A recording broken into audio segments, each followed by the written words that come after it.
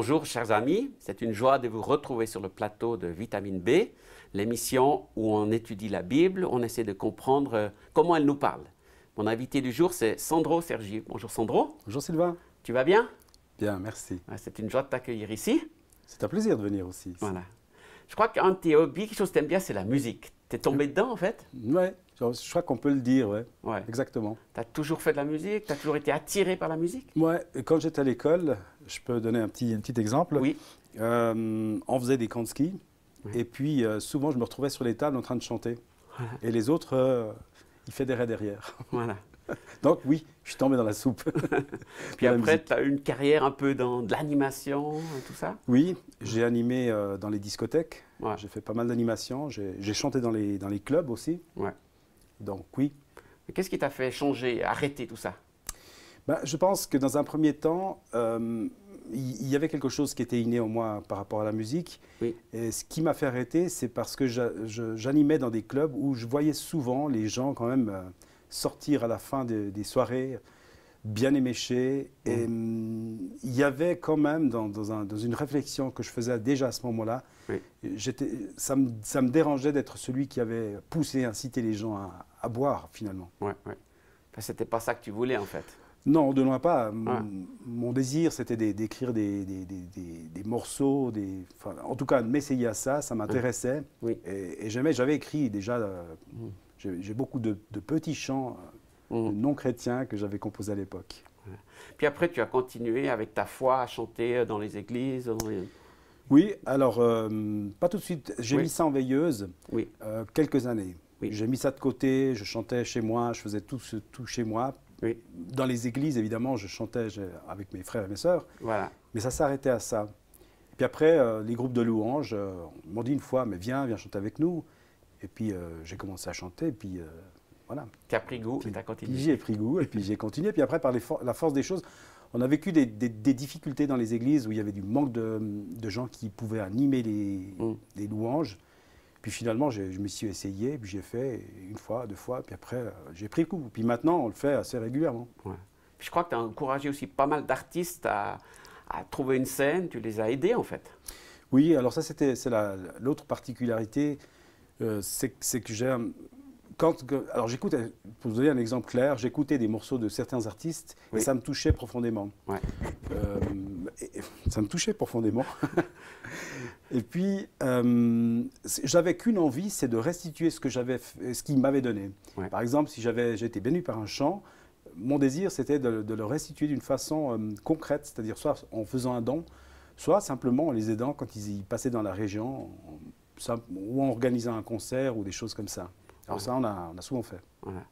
Puis tu as vu que ça portait du fruit, que ça touchait les gens finalement par la musique, c'est ça?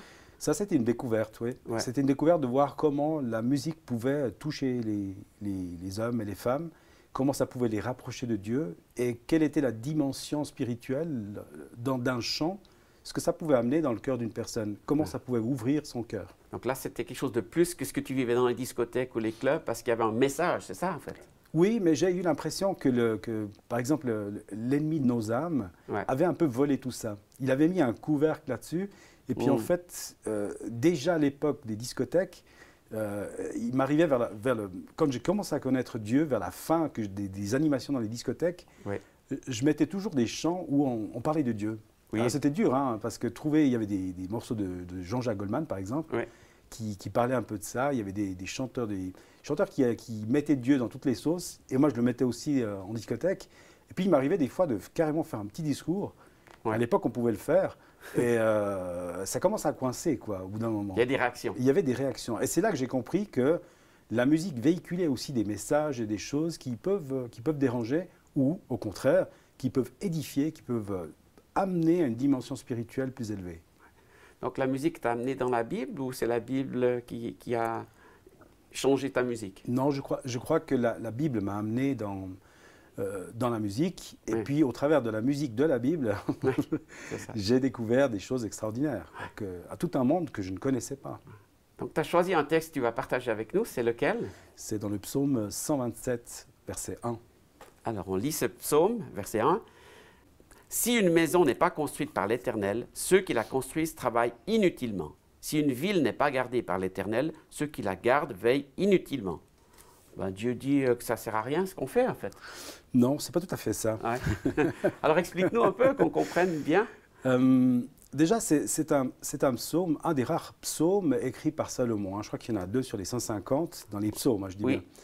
Et c'est très intéressant parce qu'il est dit que Salomon était quand même la personne qui sur la terre était pratiquement celui qui avait le plus de sagesse. Voilà.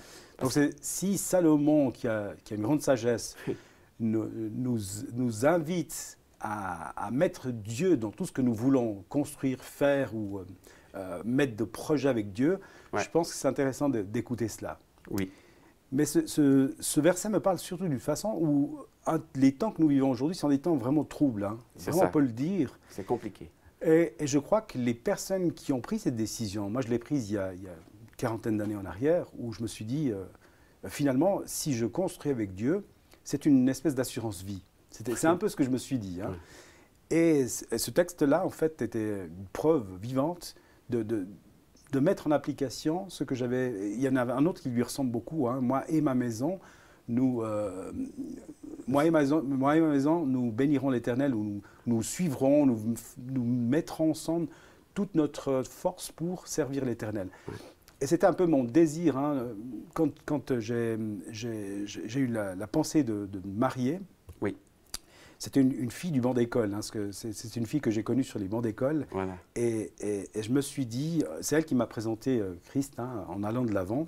Oui. Et je me suis dit, Seigneur, si un jour je dois me marier, j'aimerais avoir une fille comme elle. Voilà. Une copie conforme comme elle, parce que vraiment, on était amis et puis je n'avais pas envie d'interférer dans cette amitié. Et puis, c'est comme si Dieu m'avait dit, mais pourquoi prendre une copie, je te donne l'original. C'est vraiment un peu comme ça que ça s'est passé.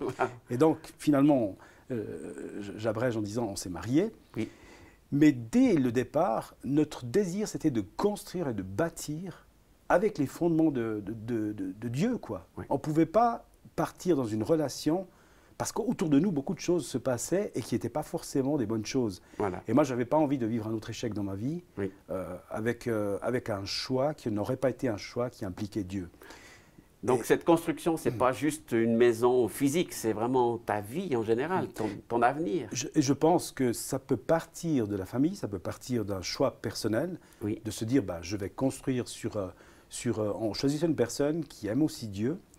Mais ça peut aussi être un choix qui s'élargit autour de nous, choisir nos loisirs, par exemple, mais ça peut être encore plus important quand une nation choisit Dieu. Je trouve que ça a un impact extraordinaire. Et je pense que ce que la Bible veut nous dire, c'est que si une nation, carrément, et nous sommes des citoyens, donc nous faisons partie d'une nation, d'un pays, choisit Dieu, elle a choisi une voie qui est une voie sûre. Et ça ne veut pas dire qu'il n'y aura pas d'embûches, ça ne veut pas dire qu'elle ne sera pas avec des difficultés, bien au contraire des fois, mais la finalité, c'est que Dieu va régler quand même pas mal de problèmes de cette nation.